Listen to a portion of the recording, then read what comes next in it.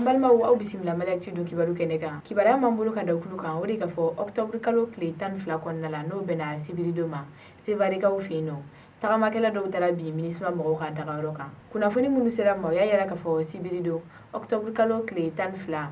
Mopti kɛrɛnkɛrɛnnenya la Sevare tagamakɛla dɔw n'a yirala ka fɔ olu ye Sevare dugudenw ne ko kamelenu ani Sevare fintigiw kɔni musow olu le kɔni wulila ka nin wale in kɛ. Nin ko in kɔni kɛra sababu ye ni MINUSMA mɔgɔw ka conteneur n'olu ye mobilibaw ye n'a yirala ka fɔ olu kɔni kun falen don magoɲɛminɛw de la ko 50 ɲɔgɔnna de kɔni dakarila ni mɔgɔ ninnu fɛ ko wa o 50 la sa fɛn min ye 9 ye olu kɔni jenina. Nin ko in de kɔni sababuya la sa an ka jamana ɲɛmɔgɔw ye sɛbɛn bila sɛbɛn min na u bɛ k'a fɔ k'olu bɛ nin wale in kɔn kosɛbɛ ko sabula olu tɛ se k'a faamuya ko k'a fɔ MINUSMA mɔgɔw n'olu kɔni bɛ yan an dɛmɛli kama ko k'a fɔ k'an bɛ tila ka wuli k'o mɔgɔ kofɔlen ninnu kɛlɛ ko kabini san 2013 ni mɔgɔ kofɔlen ninnu kɔni bɛ yan nɔ ko u ka mɔgɔ 182 de kɔni nin tora Mali ko la.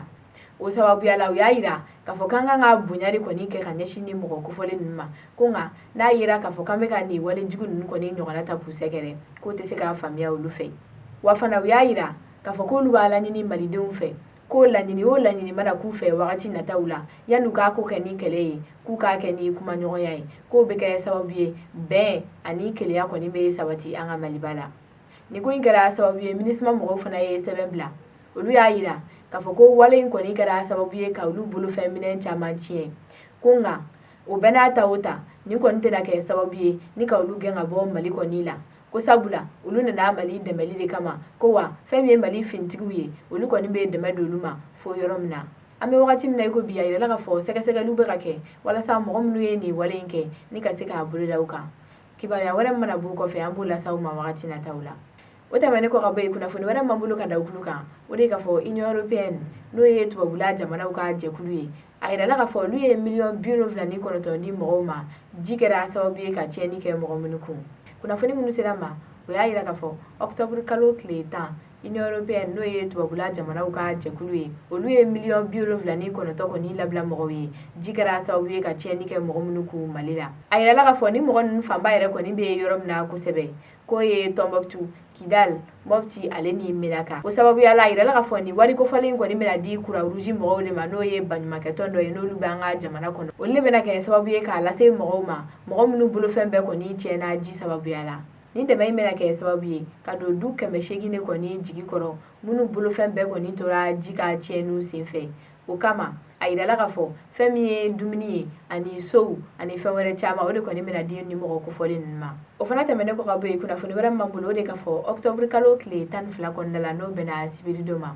Ministre de l'Environnement n'o y'an ka jamana minisiri ye mun ka baara bɛnnen don sigida lakanani ma a yirala ka fɔ o ye ɲamaminɛ 1000 kɔni di Bamakɔ n'a dafɛ dugu musow ma. Kibaruya minnu sera ma o y'a yira ka fɔ ministre de l'Environnement ka baara hukumu kɔnɔna la n'o bɛnnen don sigida lakanali ale ni jɛya sabatili ma. A ye ɲamaminɛ 1000 kɔni di musow ma n'olu ye Bamakɔ n'a dafɛ dugu de musow ye. U y'a yira k'a fɔ ko ni ɲamaminɛ yɛrɛ kɔni digu tɛ dɔwɛrɛ ye ko walasa ka se ka nin muso ninnu kɔni lasu halisa ani u ɲɔgɔnna caman ka kɛ jɛya sabatili kan Bamakɔ kɔnɔna la. O kama ni muso ninnu fana y'a yira k'a fɔ k'olu bɛ nin minisiriso in kɔni fo nin wale in na kosɛbɛ wa k'olu b'a laɲini u fɛ fɛn min ye nin wale in ye u k'u banba kɛli fɛ halisa ko sabula mɔgɔ min k'o jɛya o k'o kɛnɛya ko jamana kɔni tɛ se k'a yiriwa cogo si la k'a sɔrɔ a jamanadenw kɔni man kɛnɛ. O kama ni mɔgɔ kofɔlen ninnu y'a yira k'a fɔ k'olu bɛ fɛ ka kɛ misaliya de ye Bamakɔ muso tɔw ani Mali yɛrɛ bɛɛ kɔni musow ma ni k'a yir'u la k'a fɔ fɛn min ye jɛya ye k'an k'o sabati an ka sigidaw la o ni an ka jamana yɛrɛ kɔnɔ.